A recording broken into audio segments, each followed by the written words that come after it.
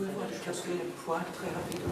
Pardon? Le quatrième point, entre le quatrième point très rapidement. Alors, le quatrième point, c'était sur le problème théorique. Donc l'économie d'utilité, le terme est ancien, puisqu'il a été codifié, cette théorie a été codifiée par Jeremy Rifkin, n'importe quoi, Bentham, qui est un contemporain de la Révolution française, et qui est donc antérieur aux grandes théories plus modernes, mais qui est tombé quasiment en désuétude, bien qu'on l'ait toujours gardé dans la tête, puisqu'on parle toujours d'effets utiles pour les économistes. Mais pourquoi? Mais tout simplement pour des questions, des paradoxes insolubles. Par exemple, sur le prix. Si on raisonne en fonction de la valeur utile, quel est le prix que quelqu'un serait prêt à payer pour un verre d'eau ou un diamant? Bon, on a tendance à dire le diamant est plus rare, donc... sauf que si c'est quelqu'un qui vient de traverser le désert sans gourde, il y a toutes les chances qu'il soit prêt à mettre une fortune pour avoir un verre d'eau, et que le diamant n'a aucune utilité pour lui. Donc si on prend le prisme de l'utilité, on a un problème pour définir le prix. Il vaut mieux se référer aux théories néoclassiques qui donnent davantage de clés pour pouvoir définir ce prix. Et donc, même chose, deuxième exemple, un verre de bière. Si on va vraiment soif, la première gorgée est délicieuse. Et puis à un moment donné, l'utilité baisse, jusqu'au moment où on n'a plus soif. Si on nous force à boire, l'utilité peut même être négative. À un moment donné, non, j'en peux plus, quoi. Bon. Donc même pour la même personne, à 5 minutes d'intervalle, la valeur utile de chaque gorgée de bière est différente. Bon, donc ça pose des problèmes théoriques. Mais aujourd'hui, là encore grâce aux métriques, on se rend compte qu'on peut avoir un prix par consommateur. L'exemple typique, c'est les prix des billets d'avion. Vous vous rendez compte, quand vous prenez un billet d'avion et que vous l'achetez sur Internet, vous commencez à préparer votre voyage, vous avez votre Paris-Berlin à 200 €, puis vous revenez, même 5 minutes plus tard, il est à 250 €. Mais qu'est-ce qui se passe? En fait, c'est que derrière, il y a une machine qui est le yield management, qui est un algorithme qui doit en permanence calculer quel est le prix optimal qui va maximiser le profit de l'opérateur.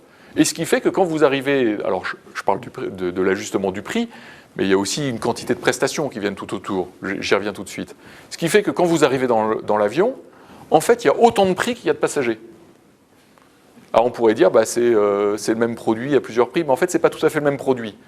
Parce que, oui, vous ne l'avez pas acheté au même moment, mais en fait, le prix du transport n'est pas le même que vous soyez pris 3 mois à l'avance, vous avez acheté une opportunité à la dernière minute. Ce n'est pas la même chose si vous voulez impérativement être à proximité de vos enfants. Ce n'est pas le même prix si vous l'avez acheté dans le cadre d'une prestation packagée, ou si vous avez pris une voiture de location à l'arrivée, si vous voulez un supplément bagage, si vous voulez, etc. Puis on se rend compte finalement que le package du produit est très différent d'une personne à l'autre, y compris le moment où on l'a acheté. Et donc, grâce au yield management, et donc derrière à toutes les métriques, puisque tout ça est mesuré évidemment de manière très fine, le problème que se posait Bentham à l'époque, qui est un problème théorique qui a été théorisé pendant 2 siècles, maintenant est résolu par la pratique. Alors là encore, on va dire, on ne part pas de rien, ça existe déjà quand on veut un film. Un film, on le regarde sur TF1, c'est gratuit. Maintenant, on veut l'avoir en Blu-ray, en version collector, on est capable de le payer jusqu'à 30 €. Bon, et puis avec tous les prix intermédiaires, que ce soit en DVD, en vidéo à la demande, sur le satellite, etc. Bon, c'est pas le principe qui est nouveau. C'est simplement la proportion que c'est en train de prendre. Et on va donc vers une économie de l'utilité qui ayant des solutions pratiques pour définir un prix par prestation, ou encore pour définir la rémunération équitable d'une masse de coproducteurs à la même valeur utile, qui est en train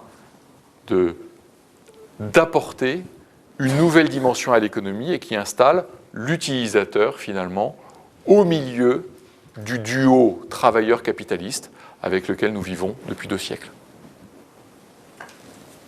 Merci beaucoup, Vincent Orphelin. Merci à vous.